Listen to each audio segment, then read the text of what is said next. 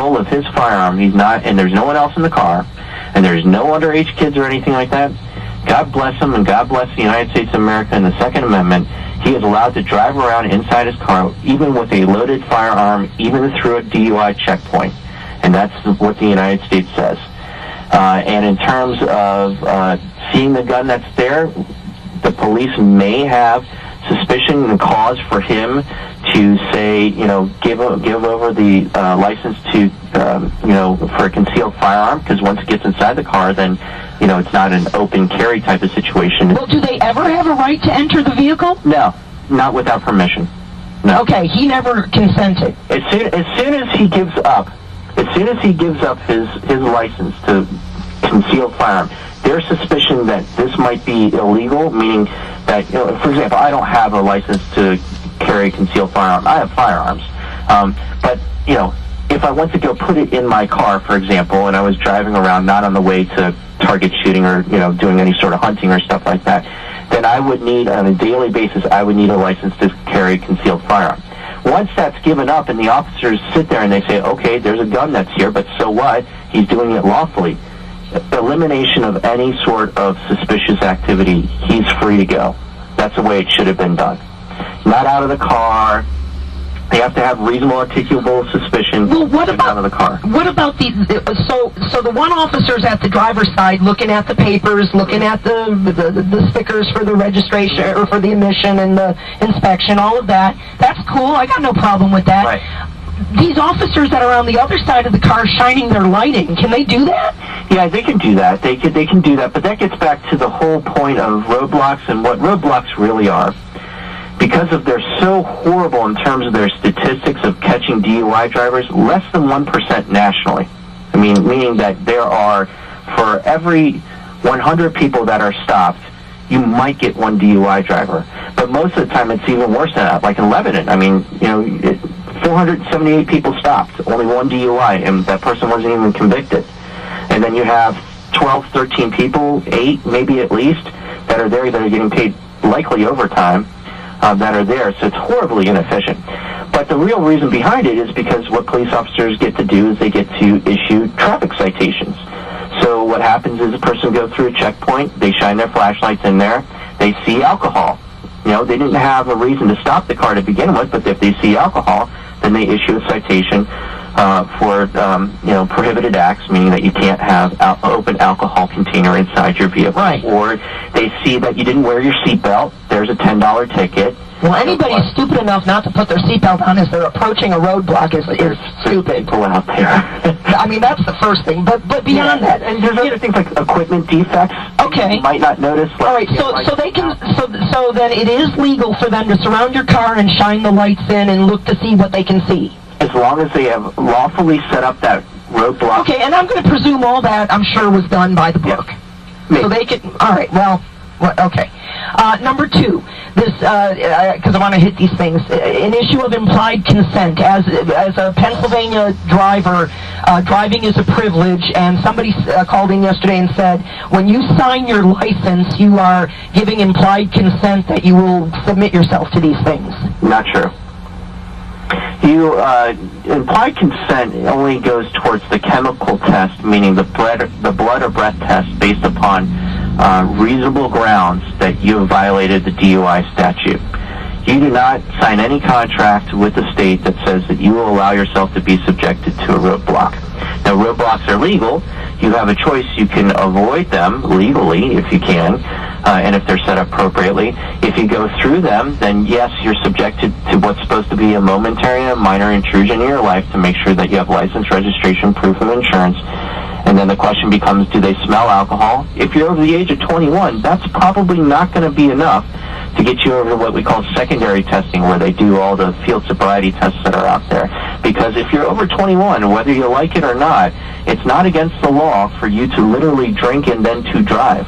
It only becomes against the law if you're incapable of safe driving, which means substantially impaired, or number 2, that you're above some sort of breath or blood limit, which would be for over 21 would be an 08 level. Okay. I had a woman who called and said her son was also stopped at this same roadblock. It must have gone on for several hours.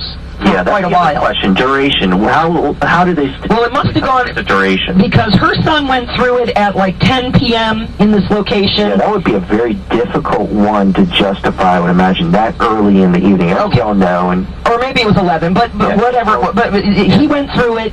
An hour later, his friend, who is a female, but not his girlfriend, but a female friend, went through it. She was coming home from work. I don't know if she works at a restaurant or whatever. She was coming home through it. They are both 18, graduated seniors, but they are 18 years old. He was coming from somewhere. She was coming from work. In both instances, these two young people were stopped, and both of them, without any other provocation, the police officers made them blow into the breathalyzers. yeah, that's illegal. That's wrong. There has to be, in order for first off, even if you are driving all over the place like a maniac, the police, under 1547K of our vehicle code, they can only request, and you're not required to request that you give a portable breath test based upon reasonable suspicion of DUI. And so, they have to have some sort of indication that there's a possible DUI. Going through a checkpoint, they can ask you to do it, but that would be illegal. That'd be wrong, because again, it's a momentary and minor. It's designed to be a momentary and minor intrusion. It should only take a couple seconds, and only if they have enough evidence, reasonable grounds, to move you on to secondary testing. It sounds as though they were doing it to everybody under 21, because these two, and they both blew 0.0s. Well, good for them, but that's completely and utterly wrong. Okay.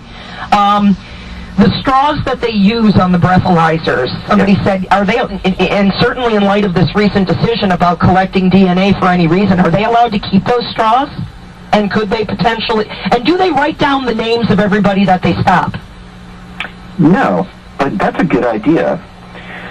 They should, right? Because then that way you have a traceable log and see what the true incident. I know maybe it's not a good idea. I don't want to write down my name when I haven't done anything. Right, but so yeah. this young man that was 22 years old and had the incident with his weapon. Yeah. There's no way to go back and the police can say, oh yeah, he went through the stop at 1:18 a.m. and are these things recorded on the police's end? No. The only thing I ever see recorded, and it's more, and not because of a requirement, but because something that, in order to get their PennDOT funding for these things, they have to say how many vehicles went through and what citations they gave out. But they don't have to take a name or everybody's name? They don't have to record it? Every person that they... No. So how does this guy now go forward? Because obviously he was victimized on a number of different fronts for these cops. Well, I mean, his rights were abridged. I don't know how you go forward with that. I mean, that's outside my kind of wheelhouse. I'm just criminal defense in terms of any sort of civil rights things. Well, I told him to call the DA's office. Yeah, they run the DUI check. Right, exactly. So, I mean, that's the fox in the hen house, right? So, I mean, it's just got to come down to better training. And that's what I find most of the time that goes along with, and that's why it's so horribly complicated. These DUI checkpoints, if you have a sophisticated lawyer that goes out there, because of all the stringent requirements that are out there, more than likely you're going to be able to find some reason that it wasn't set up right or implemented right or designed right. And so that just costs way too much money. Why don't you just put out the roving DUI checkpoints that are more efficient, get more likely to get drunk drivers, and then get at the core base of the problem, rather than having, I guess it depends on what your real goal is. To stop drunk driving, then you use saturation patrols, or to generate revenue. So, DUI roadblocks. So we had a DUI roadblock over this past weekend on Route 422, a major state thoroughfare in Lebanon County. We had officers that based on 2 phone calls that this person received here on my radio show, I had 2 young people that had their rights violated because they were made to blow into the breathalyzer for no evident reason other than the fact that they were both 18. Right. And I had a guy who was manhandled. His vehicle was entered illegally. He never gave permission for them to do it, but they did it anyway. Right. They touched his weapon. They did all sorts of things, encumbrances and intrusion. I'm surprised they gave back the gun, to be honest with you. I mean, you know how many times I've had people contact me and their gun's been seized? without being DUI arrested or anything like that, just for quote-unquote safety reasons. I'm like, you're crazy. I mean, that's just, I guess, the political nature of things these days, right? Because they're trying to take guns away. And the public has no recourse based on 2 phone calls that I had and 3 distinct incidents where, according to the people that encountered them, rights were violated and wrongs were committed. And there's no recourse. The recourse is in the voting booth. In the voting booth. If you don't like, no county law enforcement chief executive, which is the district attorney's office, has to do checkpoints. There's no requirement for that. That's an election. That's a choice. And if you don't like the policy, then you need to educate yourself on who the candidates are and their position on these things. I don't know if one's for it, one's against it. And quite frankly, I don't know how many people are in the race up there. But the bottom line is that if you don't believe in these things, you can vote people that are consistent with your values. Other than that, you can seek civil remedies, meaning going to civil court on what's called a 1983 action. Those things historically are kind of failures because, no one's been beat up, roughed up. There's no medical bills that are there. And so the damages that jurors give out in this area are very, very small. That's unfortunately what you're left with. And if you get charged with a DUI, and it might be a false accusation, and it might also be based upon a false arrest or a false setup of these DUI checkpoints, then, boy, you got to get someone who really knows what they're doing, or else you're going to end up, in a world of hurt. So that's, there's just better ways of doing this. I just don't get it. If you want more money, roadblocks are the way to go.